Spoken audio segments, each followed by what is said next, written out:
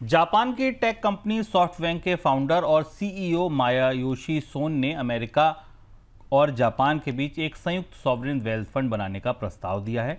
इस फंड का उद्देश्य अमेरिका में बड़े पैमाने पर टेक्नोलॉजी और इंफ्रास्ट्रक्चर प्रोजेक्ट में निवेश करना है। इस प्रस्ताव पर सन ने America treasury secretary Scott Bessent के साथ चर्चा भी की है। हालांकि अभी इसे औपचारिक रूप से घोषित नहीं किया गया है। माना यह जा रहा है कि इसकी जो शुरुआती पूंजी होगी वो $300 बिलियन हो सकती है। सर, जापान अमेरिका में निवेश क्यों कर रहा है और ये फंड कैसे काम करेगा?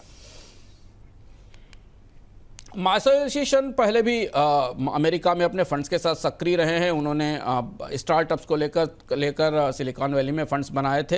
अभी सॉफ्टबैंक का जो प्रॉफिट के आंकड़े हमारे सामने खुले हुए हैं वो करीब 124% के आसपास सॉफ्टबैंक ने के प्रॉफिट में बढ़ोतरी रिपोर्ट की गई है। कंपनी की जो नेट इनकम है वो 517 बिलियन येन है, करीब $3.5 बिलियन के आसपास है। तो मासायोशी सन के पास अच्छा फंड उपलब्ध है। जापान और अमेरिका के रिश्तों में ये जो बड़े फंड मैनेजर्स हैं और जिनके पास ह्यूज फंड है, उनकी एक बड़ी भूमिका रही है। और अब डोनाल्ड ट्रंप जिस तरह से बड़े निवेशकों को अपने यहाँ आकर्षित कर रहे हैं, सऊदी अरब से या मध्य पूर्व के देशों से सॉवरेन वेल्थ फंड को, उसी दिशा में मासायोशी सन का यह प्रस्ताव है कि अमेरिका और जापान मिलकर एक फंड बनाएं और उस फंड का निवेश टेक्नोलॉजी और इंफ्रास्ट्रक्चर में किया जाए। डोनाल्ड ट्रंप इस तरीके के प्रस्तावों को पसंद करते हैं। वो चाहते भी हैं कि इस तरीके से अमेरिका में निवेश आए, क्योंकि अमेरिका अब निवेश मांगने निकल रहा है, निवेश करने वाला देश नहीं है। ये बात हमने हाल के डोनाल्ड ट्रंप के दौरों में देखी है।